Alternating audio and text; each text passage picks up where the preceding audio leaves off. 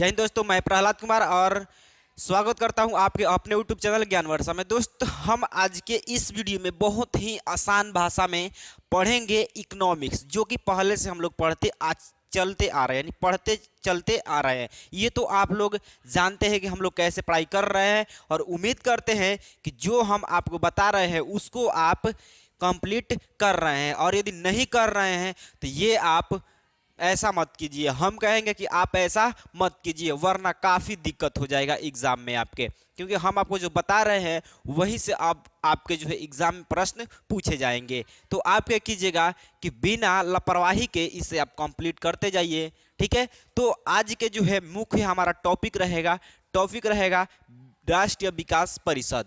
Topic क्या रहेगा? राष्ट्रीय विकास परिषद। तो समझिएगा कि राष्ट्रीय विकास परिषद को जो है हम लोग शॉर्ट में एनडीसी भी बोलते हैं। एनडीसी तो एनडीसी का फुल फॉर्म होगा नेशनल डेवलपमेंट काउंसिल, ठीक है, नेशनल डेवलपमेंट काउंसिल। समझिएगा, अब इसका गठन कब हुआ था समझने का प्रयत्न कीजिएगा। 6 अगस्त 1952 को हुआ था। इसको यहाँ से मिटा देते हैं, इसका तो कोई जरूरी नहीं है, ठीक है। 6 अगस्त 1952 ईस्वी को जो है राष्ट्रीय विकास परिषद का गठन हुआ था। और क्यों हुआ था ये समझिएगा। ये तो समझ गए कि इसका गठन जो है कब हुआ था, तो 6 अगस्त 1952 को हुआ था। लेकिन क्यों हुआ था? यदि आपसे पूछा जाए कि हम आपको पढ़ा रहे हैं या फिर आप पढ़ रहे हैं, तो क्यों पढ़ रहे हैं, प्रश्न तो आता है। और प्रश्न जब आता है तो आंसर भी जानना हमें काफ़ी ज़रूरी होता है। तो चलिए क्या करते हैं, बात करते हैं कि इसका गठन तो जान गए कब होता है, लेकिन अब क्यों हुआ है इसके बारे में थोड़ा सा बात करते हैं। देखिए, इसका गठन जो हुआ था, इसका गठन आर्थिक नियोजन हेतु, आर्थिक नियोजन आप लोग जानते हैं, ठीक है, बताने की तो जरूरत है नहीं। आर्थिक नियोजन हेतु सरकार, यानी कि जो राज्य के सरकार है, ठीक है, और योजना आयोग के बीच तालमेल बैठाने के, तालमेल कहने का मतलब ये है कि तालमेल कहने का मतलब है कि संबंध स्थापित करे, ताकि वो क्या करे, विकास कर सके। यदि उसमें संबंध जो है अच्छा नहीं रहेगा तो वो कभी अपने देश का विकास नहीं करेगा। तो इसलिए इनमें क्या करना है, आर्थिक नियोजन और राज्य के सरकार और क्या उसको योजना आयोग में क्या है, तालमेल बैठाने के लिए जो है राष्ट्रीय विकास परिषद का गठन किया गया था। तो बताइए, इतना बात क्लियर हुआ अथवा नहीं हुआ? आपके दिमाग में सीधा जा रहा होगा, आपके दिमाग में सीधा जा रहा होगा। और नहीं जा रहा है तो फिर से एक बार सुनिए और रिवीजन कीजिए, फिर से डालने की प्रयत्न कीजिए। ओके, राष्ट्रीय विकास परिषद का गठन कब हुआ था? तो 6 अगस्त 1952 को हुआ था। इसका गठन, यानी कि राष्ट्रीय विकास परिषद का गठन जो है आर्थिक नियोजन, राज्य सरकार तथा योजना आयोग के बीच तालमेल बैठाने के लिए किया गया था, ताकि इन तीनों में क्या हो, अच्छा खासा संबंध रहेगा तो क्या होगा, हमारे राज्य का विकास होगा ना।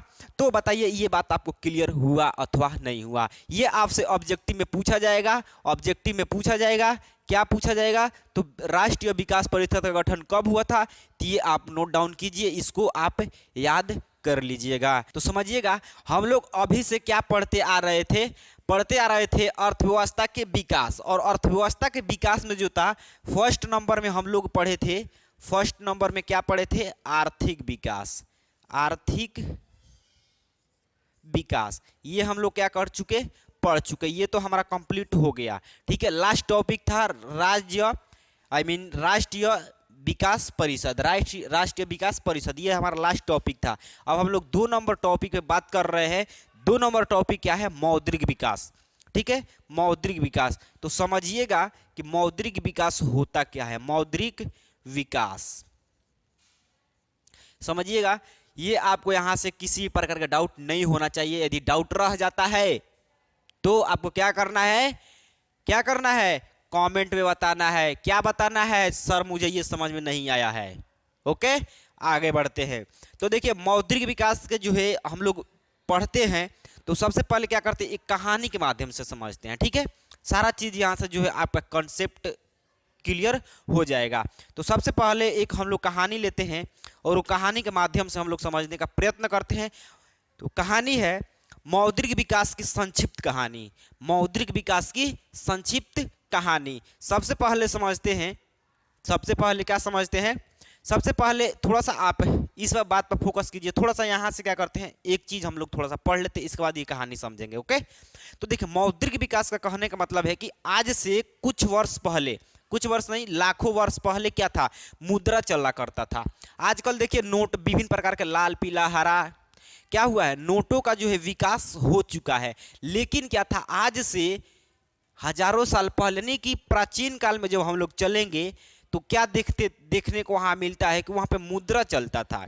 अभी आप सुने होंगे कि 20 पैसा 25 पैसा 100 पैसा, मतलब आई मीन ऐसे करके क्या था, मुद्राएं जो है चलता था ना। तो वही था हमारा मौद्रिक प्रणाली।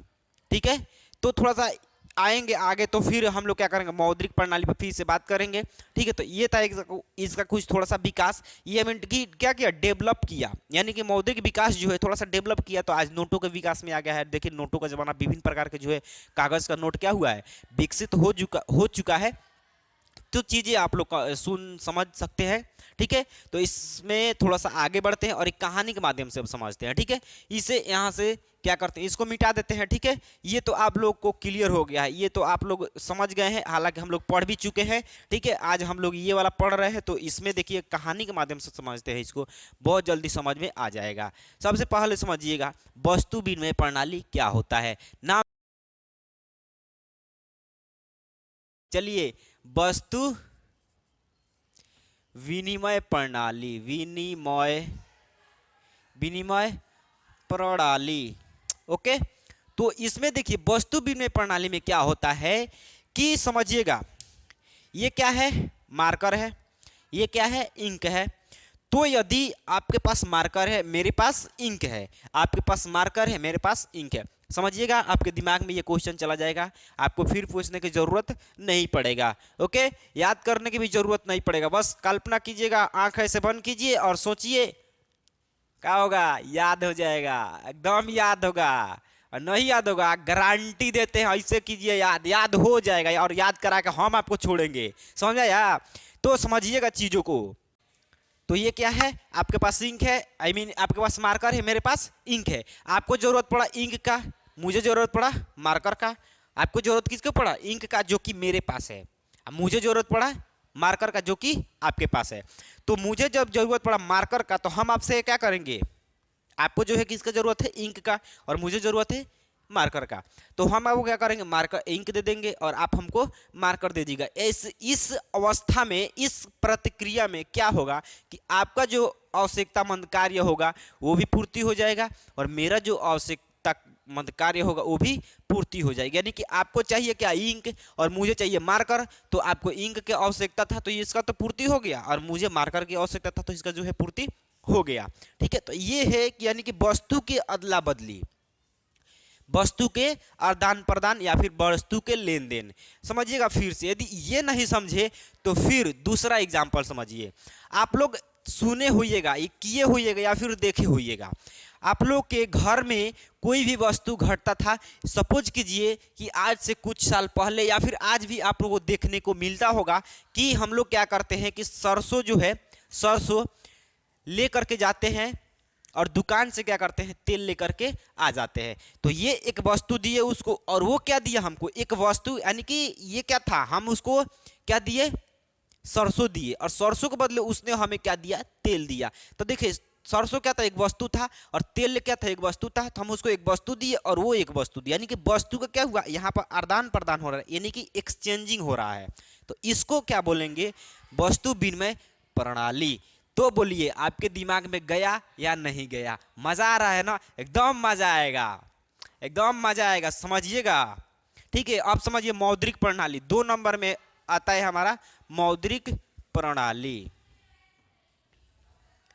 मौद्रिक, समझिएगा ये कैसे हमारा जो है, इसको कैसे याद कीजिएगा, समझिएगा, और इसका मतलब क्या होता है समझिएगा। देखिए नोट मत कीजिएगा, हम आपको नोट करने के लिए नहीं पढ़ा रहे हैं, सीधा आपके दिमाग में चला जाए वैसा कॉन्सेप्ट आपको बता रहे हैं, वैसा तोड़ करके आपको, तोड़ फोड़ के आपके दिमाग में डाल देंगे। सुने हैं ना, सुन लीजिए, नहीं सुने हैं तो सुन लीजिए। तो देखिए मौद्रिक प्रणाली में क्या होता है कि हम पैसा दिए, पैसा दे दिए और कोई वस्तु ला ले, कोई वस्तु लाए। समझिएगा। अब हम लोग क्या करते थे, वस्तु विनिमय प्रणाली में क्या करते, एक वस्तु देते थे, दूसरा वस्तु लेते थे, एक वस्तु देते थे, दूसरा वस्तु लेते थे, एक वस्तु देते थे, दूसरा वस्तु लेते थे। लेकिन यहाँ पर वो नहीं करना, एक वस्तु दे रहे हैं तो उसके जगह हमको पैसा देना है। क्या देना है, मुद्रा देना है। ठीक है, तो यानी कि वस्तु जब हम जाएंगे खरीदने तो उसको पैसा देंगे, किसके बदले, वस्तु के बदले। यहाँ पर क्या था कि एक वस्तु देते थे तो एक वस्तु लेते थे, यानी कि वस्तु का एक्सचेंजिंग हो रहा था। लेकिन यहाँ पर क्या हो रहा है कि पैसे देना पड़ रहा है, पैसा। तो समझिएगा कि जब हम पैसे देते हैं, यानी कि पैसे से, यानी कि किससे, मुद्रा से वस्तु खरीद लिए मुद्रा से, और मुद्रा से हम लोग क्या कर लेते हैं, सेवा भी लेते हैं। सेवा कैसे लेते हैं, तो हॉस्पिटल में आप जाते हैं, पैसा देते हैं, डॉक्टर आपको सेवा देता है, नहीं देता है, एकदम देता है। यदि हॉस्पिटल में गए हैं तो देखे होंगे। तो समझिएगा कि पैसे से, यानी कि मुद्रा से वस्तु और क्या, सेवाओं के जो है संपादन क्या कहलाता है, मौद्रिक प्रणाली कहलाता है। समझ में आ रहा है, बताइएगा कमेंट में, क्यों कि हम भी जानना चाहते हैं कि आपको समझ में आ रहा है अथवा नहीं आ रहा है। तो आप चैट सेक्शन में बताया कीजिएगा, क्योंकि हम आपको पढ़ा रहे हैं तो देखना भी जरूरी है कि आपको समझ में आ रहा है या नहीं आ रहा है। तो आप चैट सेक्शन में बताइए कि आपको समझ में आ रहा है अथवा नहीं आ रहा है। 2 नंबर हम लोग क्या देखें, मौद्रिक प्रणाली, यानी कि मुद्रा देंगे, पैसा देंगे, वस्तु लेंगे, सेवा लेंगे, ये हमारा होता है मौद्रिक प्रणाली। बोलिए, कॉन्सेप्ट क्लियर हो गया ना। तो चलिए आगे बढ़ते हैं। और 3 नंबर में होता है बैंकिंग प्रणाली। क्या होता है 3 नंबर में, बैंकिंग प्रणाली, बैंकिंग प्रणाली। ठीक है, 4 नंबर में होता है कोर बैंकिंग प्रणाली। समझते हैं एक एक करके। कोर बैंकिंग प्रणाली, समझिएगा कि कोर बैंकिंग प्रणाली क्या होता है। बैंकिंग प्रणाली, देखिए बैंकिंग प्रणाली में क्या होता है, जो बैंक में हम लोग जाते हैं, बैंक क्या करता है कि चेक देता है और चेक के माध्यम से अपने आवश्यकतामंद कार्य की पूर्ति के लिए जो है हम लोग खर्च करते हैं, संपादन करते हैं।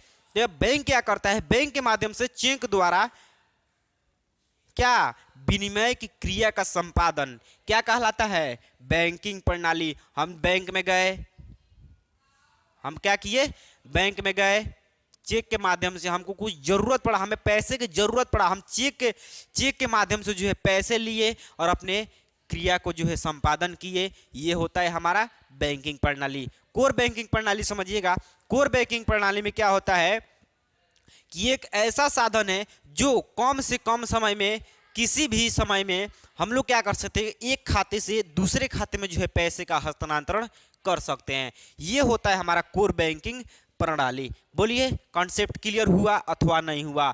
तो बस याद करने की कोई जरूरत नहीं है, कोई पहाड़ नहीं आपको दे रहे हैं याद करने के लिए, बस ये अपने शब्दों में लेकर के आप याद कीजिएगा, आपको याद 100% हो जाएगा, भूलने की कोई चांस नहीं रहेगा। कब, जब तक आप पूरे माइंड को कंसंट्रेट करके एक जगह पर करके आप एकत्रित करके आप पढ़िएगा, तब समझिएगा, तब आपको कभी किसी प्रकार के इसमें दिक्कत परेशानी नहीं होगा। तो चलिए आगे बढ़ते हैं। फिर से एक बार सुनिएगा, कोर बैंकिंग प्रणाली में क्या होता है।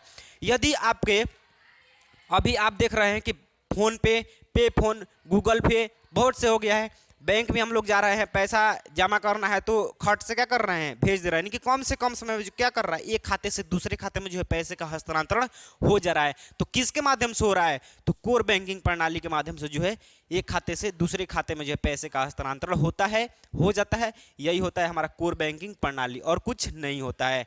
आगे आता है एटीएम। समझिएगा, एटीएम 5 नंबर में होता है एटीएम। तो समझिएगा कि एटीएम क्या होता है। आप लोग एटीएम में गए हैं, ये क्या होता है, हमारा एक एटीएम मशीन होता है। यहाँ पर क्या होता है, विभिन्न प्रकार के जो है बटन्स, कीबोर्ड लगा होता है। तो देखिए एक सूक्ष्म में ये क्या है, एक संकेत है, संकेत कर रहा है ना। और यहाँ पे क्या है, डिस्प्ले है, यहाँ पे कुछ लिख रहा होता है, सेटिंग वगैरह। हम लोग जाते हैं इसमें अपना कार्ड देते हैं, यहाँ पर क्या होता है, एक कार्ड डालने वाला होता है, इसमें क्या करते हैं, अपना कार्ड डालते हैं, कुछ यहाँ पे पिन डालते हैं, अमाउंट टाइप करते हैं, और यहाँ से जो है स्क्रीन पर जो मांगता है कैश और जो भी करना होता है हम लोग क्या करते हैं और पैसे को ले लेते हैं। तो ये होता है हमारा एटीएम, समझ आ रहा है, ये हमारा क्या होता है, एटीएम होता है। तो क्या इसका परिभाषा सुनिएगा, आपको कैसे बताना है कि एटीएम जो, देखिए एटीएम के बारे में जो है जितना आप जानते हैं उतना आप क्या कीजिए, छाप दीजिए, हो गया आपका एटीएम का डिफिनीशन, और कुछ इसमें नहीं करना है। तो समझिएगा कि एटीएम क्या होता है, एटीएम जो है एक मशीन होता है जिस पर सूक्ष्म संकेत मौजूद होते हैं, जिसके सहायता से हम कम से कम समय में पैसे को हम क्या कर सकते हैं, निकाल सकते हैं। वही क्या होता है, हमारा एटीएम होता है। ठीक है, देखिए एटीएम कार्ड और एटीएम बहुत अंतर है। ठीक है, अभी हम लोग क्या करेंगे, एटीएम कार्ड पर चलेंगे। ठीक है, समझिएगा इसको, यहाँ से इसको क्या मिटा देते हैं। ठीक है, एटीएम तो समझ गए कि इसका फुल फॉर्म होता है ऑटोमेटिक टेलर मशीन, याद कर लीजिएगा, ये आपसे ऑब्जेक्टिव में पूछा जाएगा। ठीक है, automatic teller machine. Debit card को समझिएगा, डेबिट कार्ड क्या होता है। ठीक है, 6 नंबर होता है डेबिट कार्ड।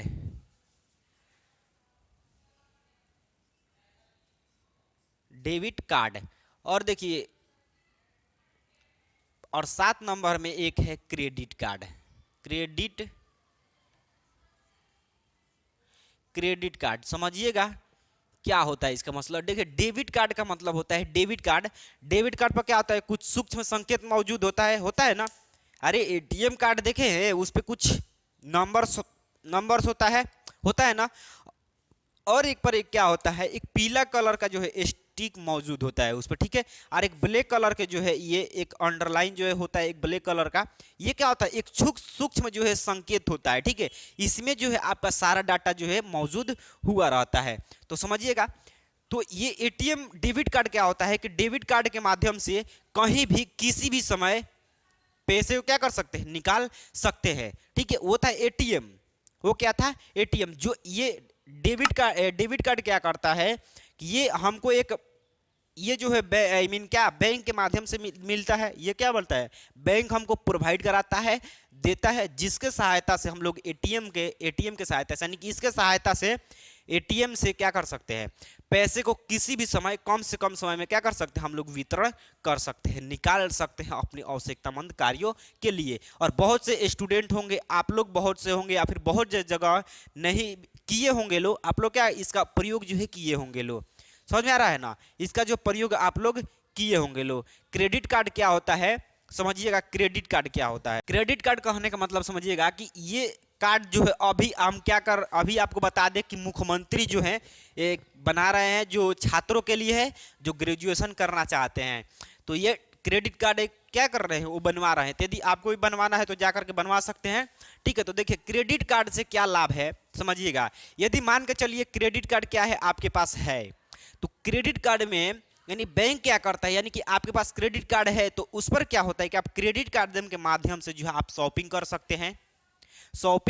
सकते हैं, यदि आपके खाता में पैसा है तो भी, और नहीं है तो भी आप शॉपिंग कर सकते हैं। लेकिन यहाँ पर एक कंडीशन क्या होता है समझिएगा, कंडीशन ये होता है कि ये बैंक जो क्या करता है, आपको मान के चलते हैं कि ये क्या किया, 50,000 अमाउंट रख दिया कि 50,000 जो है आप 50,000 तक का ही आप क्या कर सकते हैं, इससे शॉपिंग कर सकते हैं, इसके ऊपर वो नहीं दे सकता है आपको। समझिए एक प्रकार की ये क्या कर रहा है, आपको लोन ही दे रहा है।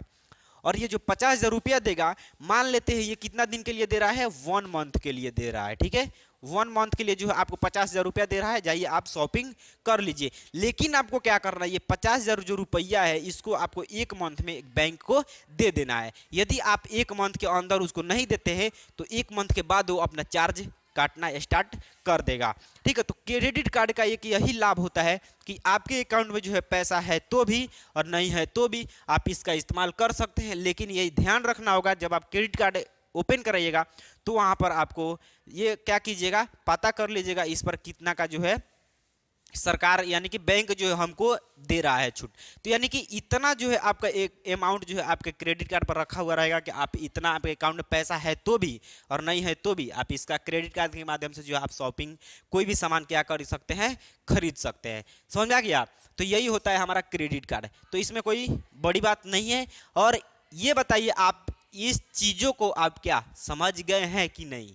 यदि समझ गए हैं तो कमेंट में जरूर बताइएगा। और ये एक कहानी है, सिंगासनी गांव की कहानी, इसको पढ़ लीजिएगा। इसमें क्या है, क्या क्या दर्शाया गया है, इसके बारे में जो है आप पढ़ लीजिएगा। ये इसमें कोई बड़ी बात नहीं है, मतलब कहने का मतलब कि यहाँ से कोई क्वेश्चन आपसे पूछा नहीं जाएगा। बस एक इंटरेस्टिंग कहानी है और बहुत अच्छा लगने वाला कहानी है कि आपको बहुत अच्छा लगा। ये कहानी हम पढ़े थे, बहुत अच्छा लगा कहानी, इसलिए आपको बता रहे हैं कि आप एक बार पढ़ लीजिएगा, क्योंकि बहुत मतलब अच्छा कहानी है। ठीक है, तो बताइएगा आप चैट सेक्शन में आपको समझ में आया कि नहीं है। और मिलेंगे अगले नेक्स्ट वीडियो में, तब तक लिए बाय, जय हिंद।